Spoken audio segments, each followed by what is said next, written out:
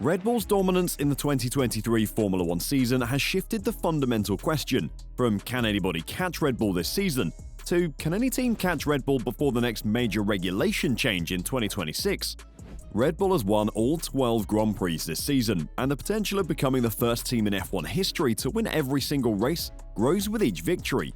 But their opponents are bringing some big upgrades to try and make changes to the pecking order. Mercedes, Aston Martin, Ferrari, and now even McLaren are its main opponents and have all fallen short of their pre-season predictions for now and appear to lack the real-world answers required to dramatically reduce the gap to Red Bull anytime soon.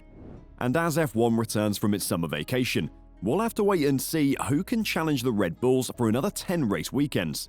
But it doesn't mean they won't try to outwit them. As a result, we'll see some major enhancements from all teams in Zandvoort this weekend, but some big ones from Mercedes and Aston Martin. Mercedes and Aston Martin have returned from their summer vacations with new car components. As a result, both teams are enthusiastic about the forthcoming race at Zandvoort. Ferrari, on the other hand, has decided to postpone the next big improvement for the time being. Aston Martin enjoyed a solid start to the season, but then suffered a major setback. Fernando Alonso finished on the podium 6 times in the first 8 Grand Prix. Aston Martin placed second in the field, trailing only Red Bull. However, the Silverstone-based team has failed to finish on the podium in the previous 4 Grand Prix. Quite the reverse. Aston Martin even slipped behind Mercedes, Ferrari, and the more powerful McLaren. Mercedes took the opposite path, lower than expected at the start of the season, but improved by mid-season. The team is second in the championship with 247 points because it capitalizes on its opportunities.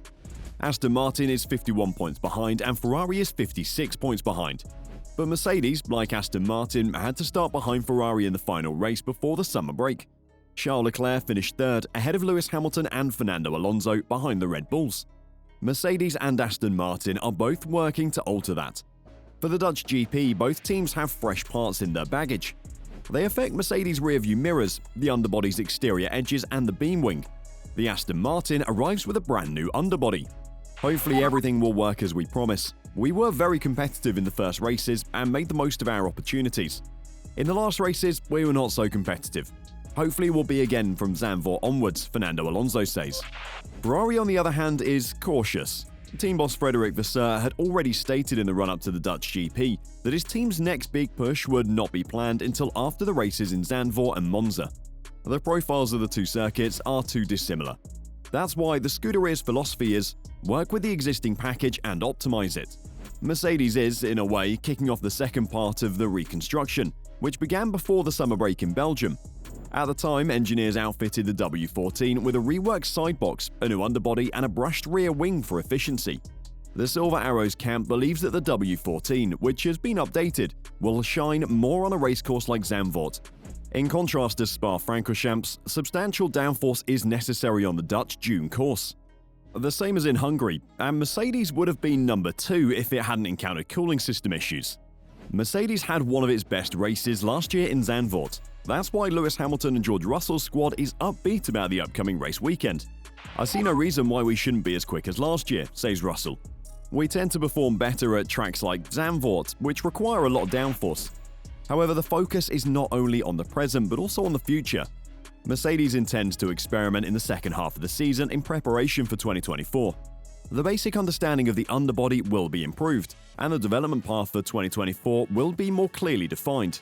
The message from the team is clear. We don't yet understand the ground effect cars as well as Red Bull, but we are obviously doing a better job than the others. After all, we are second in the standings. Thus, George Russell sees no reason why Mercedes can't be competitive this weekend. These types of circuits, high downforce circuits, we tend to go well. Budapest, we were fast. Here, probably one of our most competitive circuits, along with obviously Brazil. We don't know what the weekend is going to bring. The weather, again, looks very up and down. But I think it's a matter of conditions. I feel that we can have a strong weekend. Lewis Hamilton feels the same and has set his sights on P2 in the championship, and thus wants to pass Sergio Perez in the standings. Performance-wise, we won't blitz these races, but maximizing points, keeping P2 in the constructors, chasing down Perez is the goal. Mercedes are looking up, but on the flip side, after a great race in Canada, Aston Martin fell behind. The significant overhaul at the time improved performance in fast corners but cost the AMR 23 in other areas. The generally friendly and easy-to-drive race car became unbalanced. There were issues, especially in the center of the curves. The working window became smaller. When the car is out of balance, it starts to slide in the corners. That in turn drives up tire wear. Team boss Mike Crack described the negative consequences. The engineers dug deep into data analysis to understand and correct the difficulties produced by the Canada upgrade. How should they respond with car tuning? Aston is now concerned about the negative implications. According to the team, the new underbody is not an instant reaction. It's more of a standard development program. The lead time would have been too short for a direct response to Canada. 1 to 2 tenths of a second is generally critical in the race for second position behind Red Bull. As a result, any improvement might affect numerous rankings. Regression or a halt is more visible. It's so close between us, Mercedes, Ferrari and McLaren. I'm sure that in the past, nobody would have noticed that our package wasn't fully effective. But in this tight field, it does, says Crack. Mercedes and Aston Martin might be bringing the bigger upgrades this weekend, but they aren't the only ones upgrading their car this weekend. McLaren is also improving its performance. Woking is releasing a new rear and lower wing, the beam wing. McLaren hopes to improve on their performance in the races before Spa-Francorchamps. McLaren's front brake duct system incorporates a twin piping configuration to supply cold air to the caliber. The ducting on the MCL60's rear brake system similarly has a two-prong attack. McLaren's most recent development effort involves a redesigned front wing arrangement, with the team opting for a semi-detached flap configuration. A look beneath the hood of the Red Bull RB19's front brake unit reveals the piping used to encase both the caliper and the disc to assist manage temperatures. The same fundamental DNA is used in the back of the car, but it is adjusted to the needs imposed by the brake components. Red Bull also sports a high downforce rear wing variation for the Dutch GP, as expected, with a square-off tip portion. Alpine's caliper is located at the front of the assembly, necessitating a different layout for the ducting and enclosure, for which they have 4 teardrop-shaped vents that enable heat to travel through the fairing. Alpine's greater downforce front wing type makes a comeback after being utilized in Hungary. The highest flap has a wave-like trailing edge in this form. Another variant of this wing is also available, with a short strip of paint removed from the trailing edge of the top flap and a small gurney added in the outer area directly behind the adjuster. Ferrari looks to have prepped its cars for FP1 with several rear wing configurations, as it assesses which best meet the circuit's needs. With a rounded tip part, this is a greater downforce arrangement. A reduced downforce wing with a triangular notch in the top corner of the tip portion is another possibility.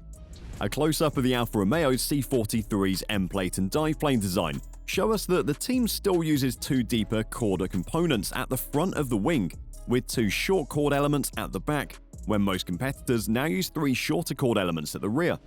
Aston Martin returns to its high downforce rear wing, which uses the displaced tip section solution that it and Alpine both deployed earlier in the season. Even though the upgrades from all the teams look promising, Ferrari's Charles Leclerc speculated that fans may have to wait much longer before the team is genuinely challenged. Well, that's what we're trying to work towards, Leclerc said when asked if Red Bull could be caught within the next couple of years. But they have a really big margin, and it's going to be very difficult to catch them before the change in regulations. The next regulation change is anticipated for 2026, with significant adjustments to both the aerodynamic and engine requirements, the latter of which Red Bull will now tackle on its own with its Red Bull Powertrains initiative. Ferrari will have some developments in the next few races, according to Leclerc, who is hoping for an unexpected surprise, because these cars are so sensitive to a small change can have a big influence. When Leclerc's remarks of needing a rule change were told to Lewis Hamilton, he said the following: "Well, we don't have a rule change coming up, so I hope that's not going to be the case," the Mercedes driver replied. But the fact is they are ahead, and most likely they've been developing next year's car already, a month before everybody else is, as there are 100-200 points ahead in the championship. So it's very, very possible that Charles could be right, but we're working on the steep gradient trying to develop and get ourselves to close the gap. Whether or not we can next year will be proof of that. I hope we can. What are your thoughts on the upgrades? Will this enable some of the teams to come closer to Red Bull? Or are Leclerc's comments justified? And will we have to wait a couple of years until some team can challenge Red Bull? Let us know your thoughts in the comments down below. Enjoy the Zandvoort Grand Prix weekend and let us know your top 3 predictions in the comments.